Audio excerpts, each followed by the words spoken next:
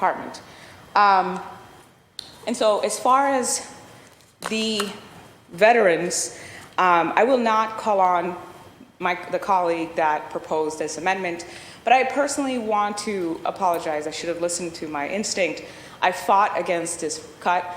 It's not that it would actually hurt the department fiscally, but optically or politically, it's a bad, bad move, because for folks at home, Boston, we need to do so much work in helping our constituents to understand this complex budget. We're talking about over $8 billion. So before we got here, we weren't looking at $8 billion and how that gets allocated. And we have to assume that folks at home are in the same situation as us previously. So we have to do a better job, one, in educating or assisting our constituents in understanding how to navigate this thing, how to read it, how to understand it. And a council meeting is just not sufficient for us to actually break down how all of that works. So I wanted to apologize to all the vets, not for the votes, not for the politics, but because, again, it is a very personal thing for me. As my son is in training, as I have family members who in the military, all folks in my family, uncles, ex-husband, people, all close to me that are veterans, that have served our country, that have gotten hurt on duty. It was a low blow, and I know that it hurt. So I never intended to hurt anyone. Even, again, it wasn't my proposed cut. I didn't ask for it, and I actually fought against it.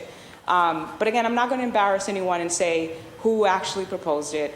I'm just going to say that on behalf of the council, to all the veterans in Boston and in America, I apologize. I take that responsibility because, again, I could have fought more. I could have said, hey, no, that would look bad, even if people don't get it.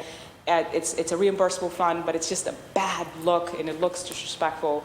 And just being totally honest, forgive me for my part in it, even if it wasn't my idea. As far as Boston Police Department or the fire department, some of my colleagues here have made statements, written letters, taken to social media, their chief of staff calling people of color in my district and telling them that, did you know that it was all the councilors of color, the black and brown councilors, that voted for this? Now, if you respond, I will definitely call you out. I'm looking straight ahead not because it was President Flynn, it was not, but because I don't want to address the person. If my colleagues want to talk about it, we can talk about it right here, no problem. But what I will say today, in this room, in the chamber, is that this is not about us fighting with each other. This is bigger than us. This is a class issue.